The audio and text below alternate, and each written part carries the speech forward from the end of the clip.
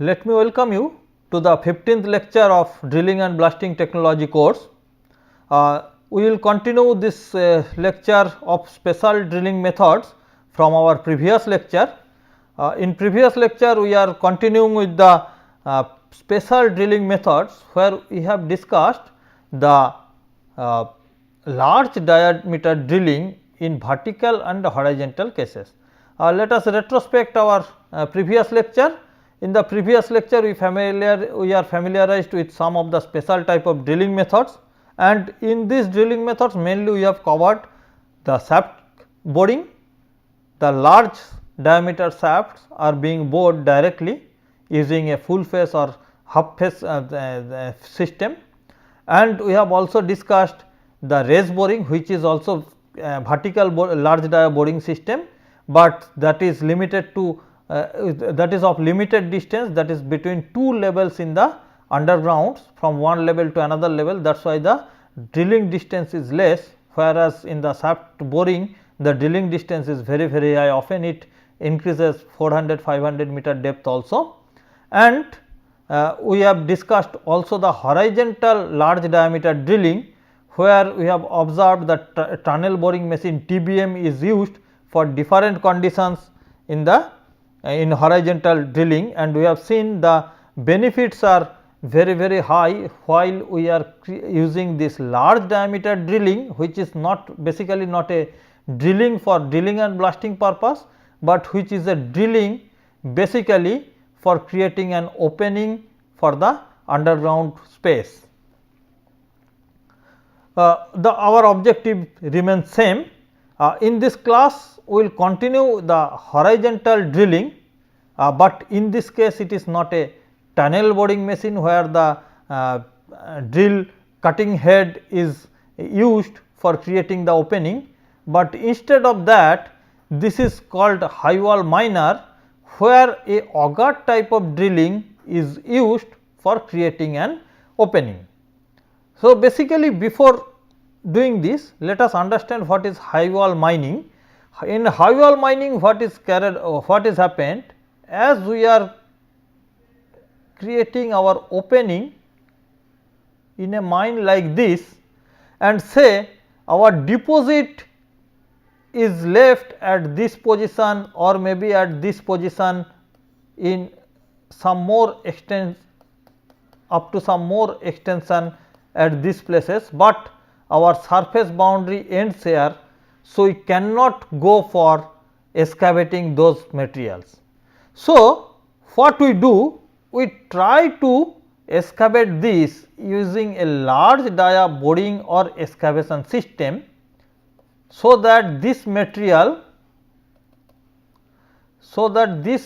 can be excavated at this position, and that will increase some quantity of ore or coal excavation.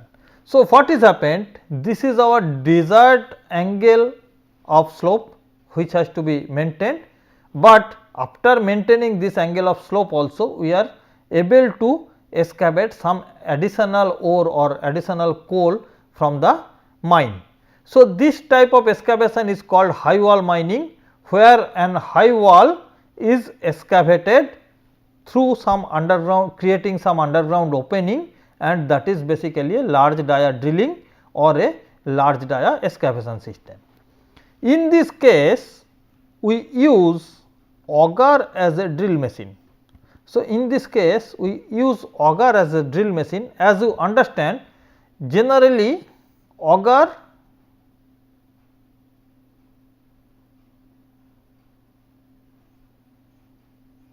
is an incremental screw system, where you have already seen in last class the screw conveyor. The basic principle is same, but auger is starts with a pinpointed notch or point attack notch, and gradually its flank diameter is being increased. So, the material, once it is penetrated, then the rest part of the material is being sheared and allowed to come out through these flanks. So, that is the basic principle of operation of an auger. So, auger is basically considered a penetrating tool or in other word you can consider auger is also a drill. So, basically mining of coal from a visible horizontal or inclined coal seam, making rectangle, parallel or unsupported entries with unmanned cutter head and coal transport system which is remotely controlled from a mine unit positions outside the drive in front of the high wall is called high wall miner. This is called high wall miner.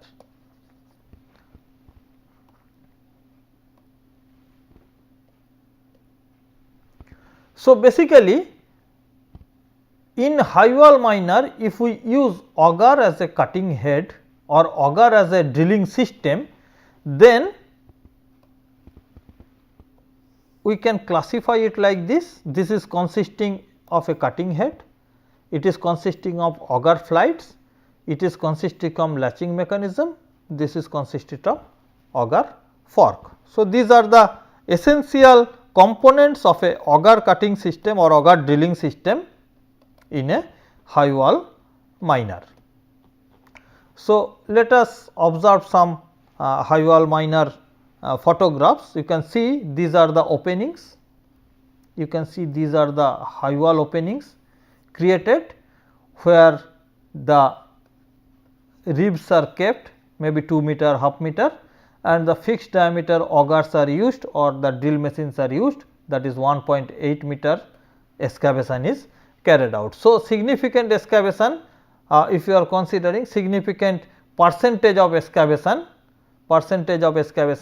may be achieved using the auger miner in the high walls.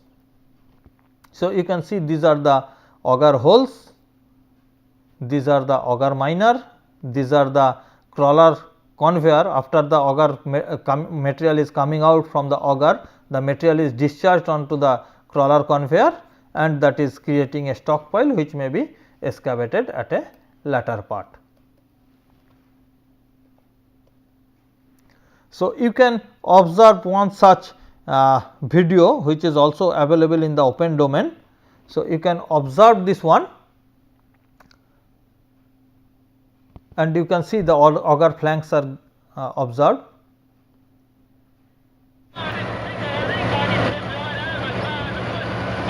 So, this is the material being discharged and you can see this is the auger.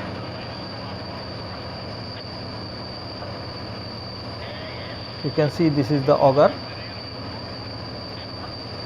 As the auger is rotating, the material is coming out and finally discharging through this conveyor at this position and from this position to this position.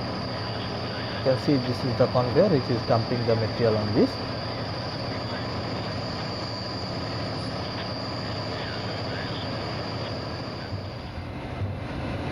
So, this is the auger, you can see outside is a supporting blade and auger is inside and material is being moved in the front direction through the auger. So, this is the material is coming out, you can see.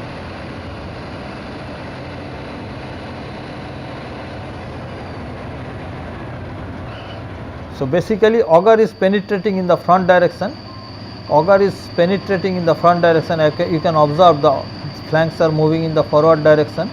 So, that is why auger is penetrating in the forward direction and material is coming out in the reverse direction.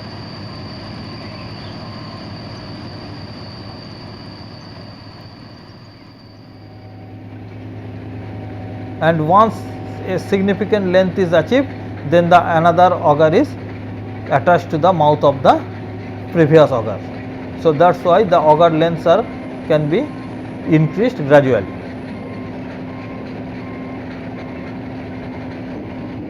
And more depth can be achieved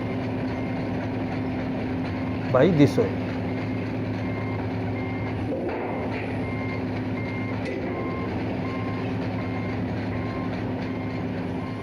So, auger is basically pushed in the front direction hydraulically, often it may be mechanically also it is pushed in the forward direction, and for that the high wall miner needs to have a good coupling with the ground so that it cannot go in the backward direction with the force with the drilling force achieved by the auger.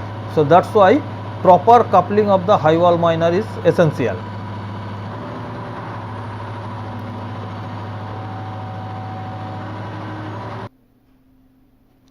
Let us observe another video where instead of auger the excavation is being carried out using some cutting drum system. High-wall mining system to reach those challenging coal reserves in the most efficient performer in Appalachia coal, but with the versatility desired by coal miners around the world.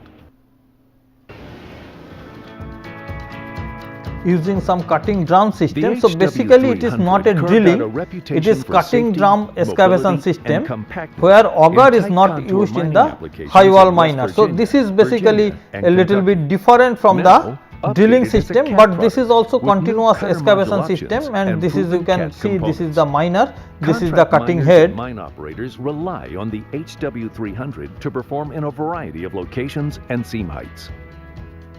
3.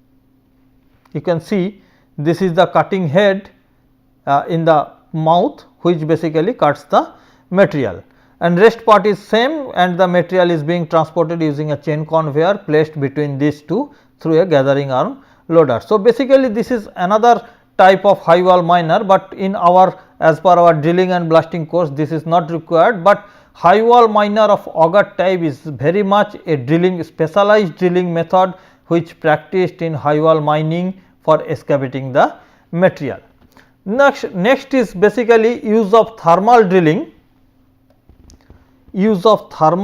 process, and again it is for excavation. This penetration process depends on one of the rock characteristics which is called spallability, and is based on the differential thermal expansion capacity of the rock crystals. So, what is happened? Basically rock, as we have discussed in our earlier classes, rock is compositing n number of minerals. So, n number of minerals are basically forming a rock, and this each mineral 1, 2, 3, these each minerals are having different physico-mechanical properties. So, often they exhibit differential thermal expansion and among these grains of different minerals. So, what will happen if, say, suppose grain of first one is very adjacent to grain of second one, and then if we are subjecting this to a high temperature, then as the expansion of this one and the expansion of this one is different, then a shear crack will generate between these two. So, basically as the thermal expansions are different,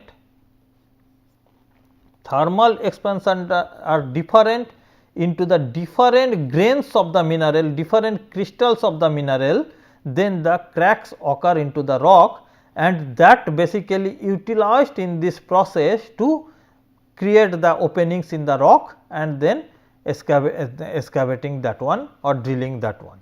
So, these properties that affect spallability in rocks are complex, but the following relationship can be established where spallability is proportional to the thermal diffusivity, expansion at T0, grain size, compressive strength at T0. Okay. Where T0 is the critical temperature at which rock became plastic enough to prevent spalling. So, basically this is the principle which is used in the thermal drilling purpose, and according to the previous equation, the rocks will be more easily drilled with this method when the high thermal expansion exists below 700 degree centigrade, there is a high thermal diffusivity below 400 degree centigrade, granular interlocking structure with no fine clay, mica or other alteration products, reduced percentage of soft low temperature melting minerals and those which decompose. So, these are the observations from the which we can made from the previous equations. So, this is one typical system for thermal drilling, where oxygen and fuel is used basically to in combustion chamber for creating the heat, or you can say flame at this position, and this is the burner nozzle through which the flame is basically provided to the rock, so that it can thermally diffuse. And these are the different applications. The most important application for these methods are the blast hole enlargement. This process has the following advantages: lower volume of the rock drilled per unit broken, the explosive column configuration is better because side wall remain unaltered, toe level breakage is improved, and this reduces the sub drilling. So, however, because of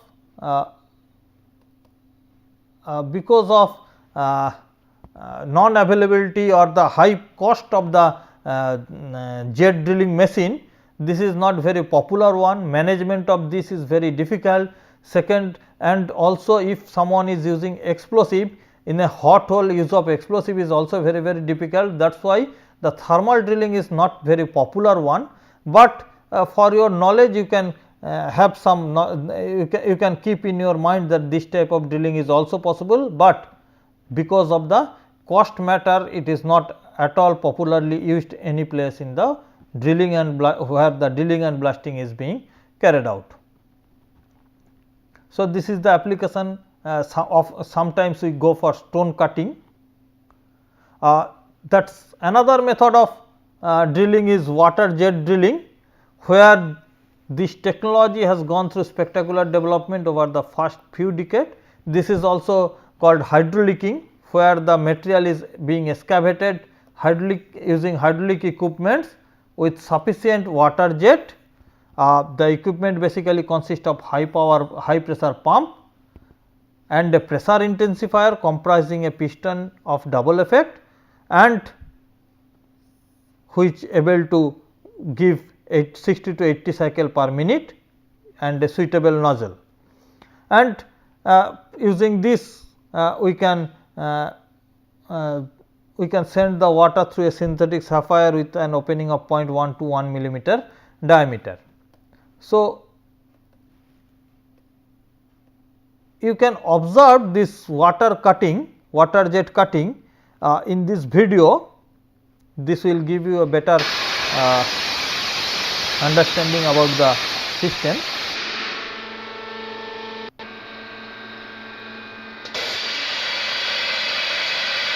See how easy it is. The water jet is cutting iron beam through its pressure only,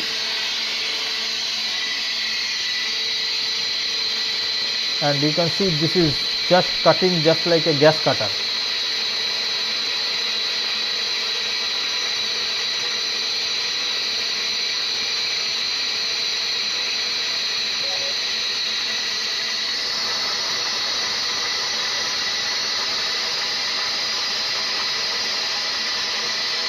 And that is why this cutting is very easy in any direction. It can be controlled computerized also.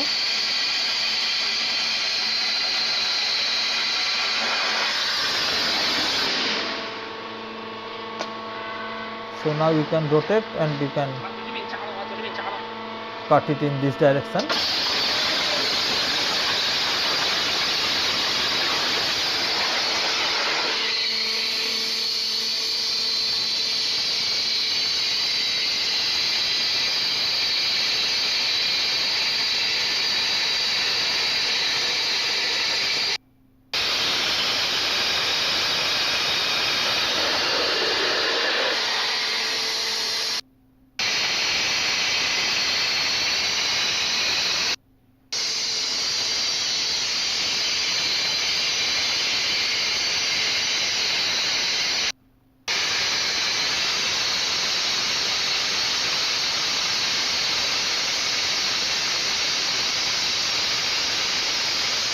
So, you can see the complete cutting is carried out very fast,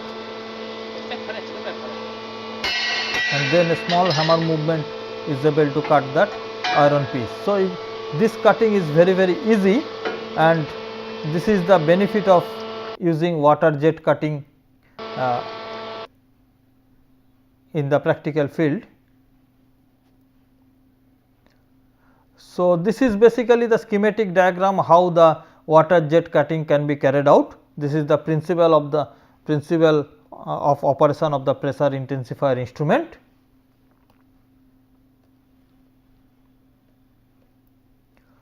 The rock breakage with a high pressure water jet is produced by the impact, and the micro cracks that are created in consequence at a speed of 300 meter per second. The pressure created is around 150 megapascal, close to the compressive strength of many rocks, or maybe often it is higher than the compressive strength of most of the rocks.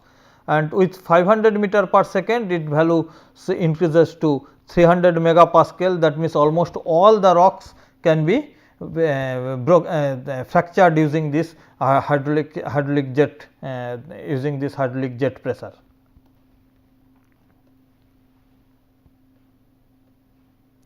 So, that is all from the drilling section. We have covered most part of the drilling part now.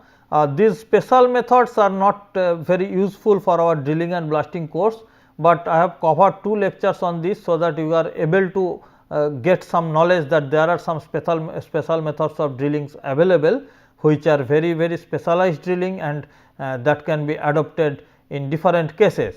But our topic of this lecture, drilling and blasting, where the main drilling of the smaller sizes holes up to 350 millimeter dia holes are carried out, and these holes are only made to place the explosive inside the rock mass, then that will be blasted. That is the purpose of the drilling for the drilling and blasting, and those drills are being carried out either by percussive or by rotary percussive or by rotary drill machines. So, those are mechanized machines, small machines. Drilling depths are in general limited in most of the cases less than 15 meter. In some special blasting cases like overburden blasting of dragline benches etc., it may exceed 30 meter or something like that, but most of the cases these drilling depths are less, and that is why the drilling is little bit very easy in the drilling and blasting technology, and that is why it is not that much problematic. We will carry out some more drilling practices, where we will solve different drilling problems like penetration rate, drilling rates, economics of drilling at the end in few lectures. Before that, we will cover up the basics of the explosive from the next lecture onward. So, I hope you will carry out more study related to drilling from different textbooks like Gimeno, drilling and blasting books of Gimeno, like drilling books of Chug and other drilling books available for different cases. So, you will carry on more reading on this, and from next class onward we will start our basics of explosive and blasting part. Thank you.